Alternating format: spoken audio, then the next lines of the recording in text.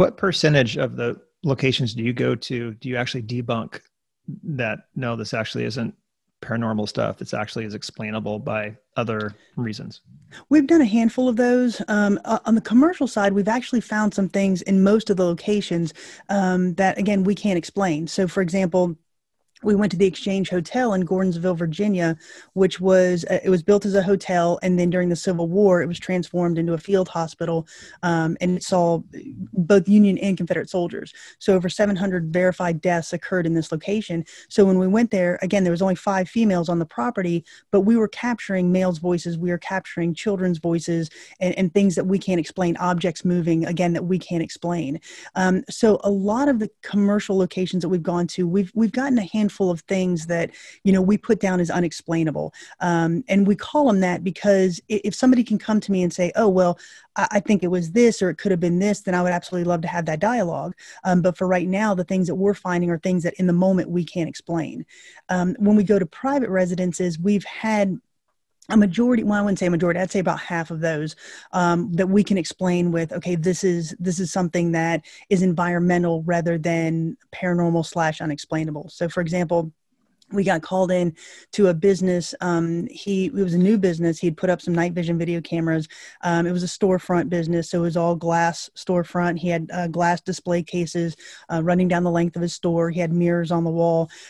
So he was convinced that his establishment was haunted. And he said, we have our night vision video cameras are going on and off during the night. We can't explain that because there's nobody in the building.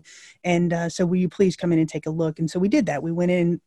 We stayed a couple hours one night, and we weren't getting anything on any of the equipment that we have with us. We weren't really feeling anything in the moment. So we left some stationary night vision video cameras in different locations in the establishment, and we left. So we locked up, we left for the night.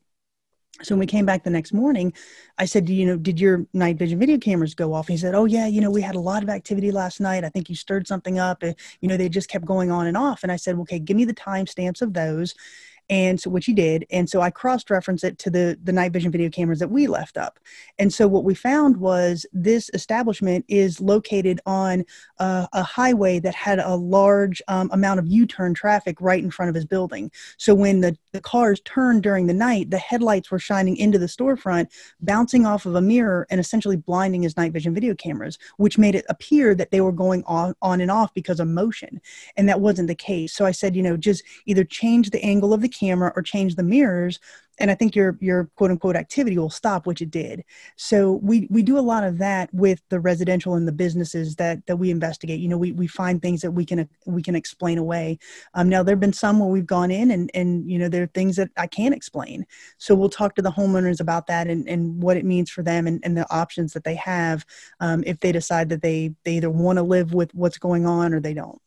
Mm-hmm. What's an example of one of the most compelling pieces of evidence you guys have collected so far? Okay. I would go back to the Exchange Hotel.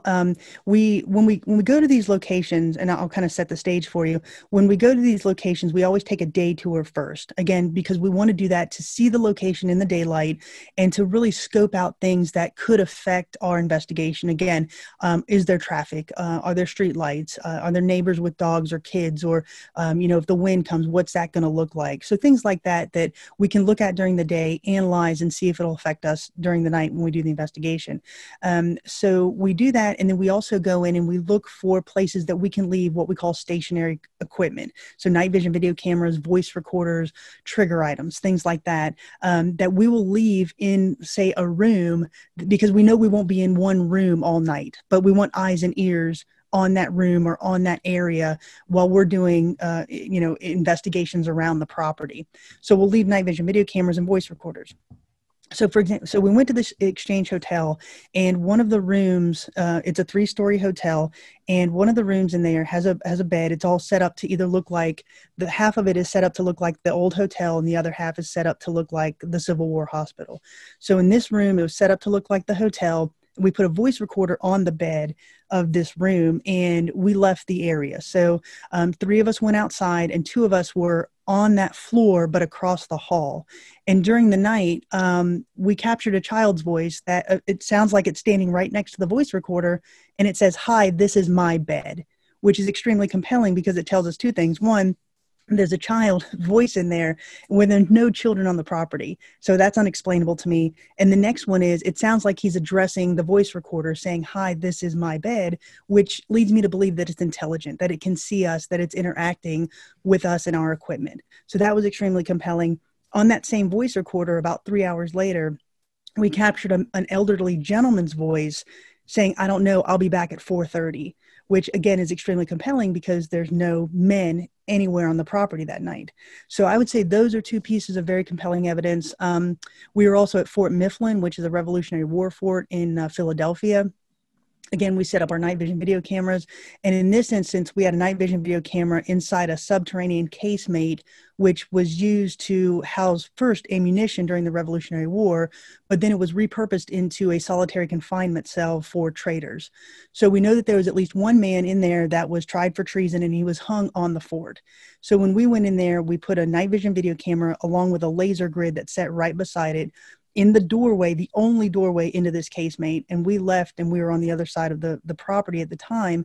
And a shadow figure comes from the wall, and you can see it on the camera. It comes from the wall on the right-hand side, and it walks through the laser grid and goes out the other wall. So it essentially walks from wall to wall, cuts off all the beams of our laser grids.